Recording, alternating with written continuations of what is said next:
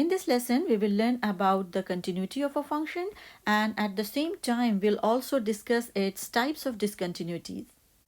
Now, as we all know that the word continuity in general means a process which goes on without breaks, pauses, or interruptions. In calculus 2, the continuity of a function has the similar meaning, which could be explained with the help of the limit of a function as x approaches a point and its value at that point.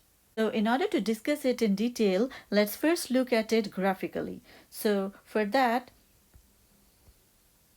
I have a few scenarios here, where in the first scenario, let's say this is the graph of any function f. Now, even without talking in terms of mathematics, anyone could say that this graph is broken here. And that is why this function is not continuous at x is equal to a. And the reason that this function is not continuous at x is equal to a is that this function is not defined at x is equal to a. So does it mean that we just need a function to be defined at x is equal to a in order to make it continuous there? So to check this, let's move to this second scenario right here, where we can see that the graph of this function is defined at x is equal to a.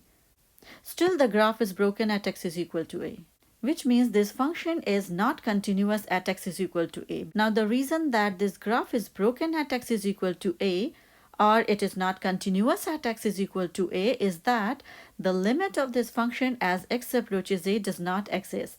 We can see that its left side limit is the number L and its right side limit is the number M.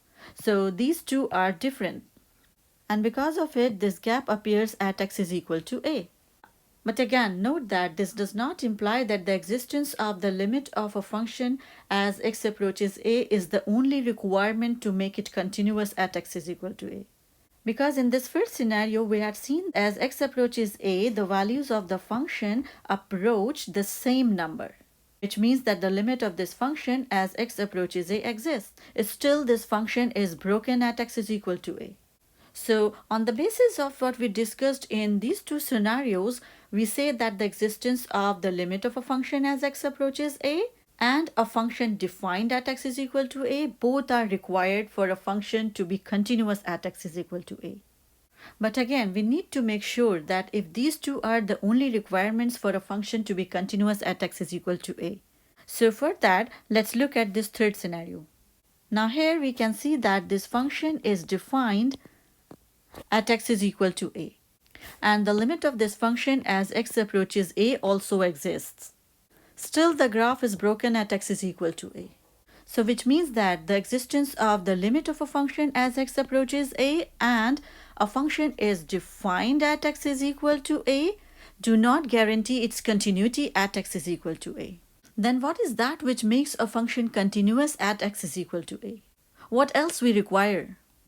To see that, let's move to another scenario which I have right here. Now here we see that the graph of this function is not broken at x is equal to a, and which means that this function is continuous at x is equal to a. And why is that? See, at x is equal to a, this function is defined, and the limit of this function as x approaches a also exists. So besides these two things, what else do you observe here? See, in this case, the limit of this function as x approaches a and the value of f at x is equal to a are the same numbers. So this point on the y-axis represents the limit of this function as x approaches a as well as the value of this function at x is equal to a. And we can see this happening on the graph. See, as x approaches a, the points on the graph approach this particular point, and it is because of this we don't see any break in this graph at x is equal to a. Because it means that as x approaches a, fx approaches fa. So it means that fx approaches f of a as x approaches a.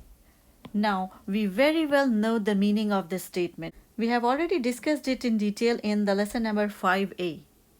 So this statement means that this f of a is the limit of this function as x approaches a. And we write it as limit of f as x approaches a is equal to f of a, where we can denote this limit by the letter L as well. So, do you remember what is this property called? This property is called the direct substitution property. That means all the functions with the direct substitution property are called continuous at x is equal to a. So this discussion makes it clear that we need three things for a function to be continuous at x is equal to a. The first thing is that a function should be defined at x is equal to a. Second, the limit of a function as x approaches a must exist. And the third is the direct substitution property. I have jotted down these requirements right here.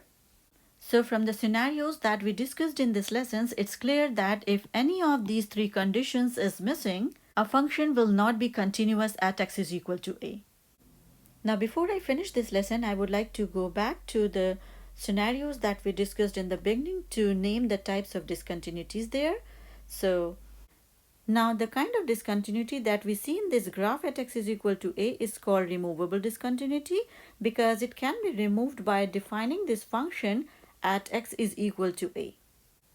So if we define this function so that its value at x is equal to a is equal to the limit of this function as x approaches a, then this discontinuity will go away and this function becomes continuous at x is equal to a. Now the discontinuity or the gap that we see in the graph of this function at x is equal to a is called jump discontinuity, because the function jumps from one value to another. Now the type of discontinuity that we see in this third scenario at x is equal to a is again called removable discontinuity, like the first scenario, because this discontinuity can also be removed by redefining this function at x is equal to a. It's easy to understand that instead of defining f of a by the number n, if we define f of a by the number L, then this discontinuity will go away and this function will become continuous at x is equal to a. Now we can have more discontinuities besides these discontinuities. For example, we can have infinite discontinuity. Now if we look at this graph, we can see that at x is equal to 0, this graph is broken. So this function is discontinuous at x is equal to 0. And why this type of discontinuity is called infinite discontinuity is obvious, because we can see here that as x approaches 0, the points on the graph do not approach a number, rather they approach infinity. So the limit of this function as x approaches 0 is infinity. So that's why this discontinuity is called infinite discontinuity. So this is how we figure out the types of discontinuities of a function graphically.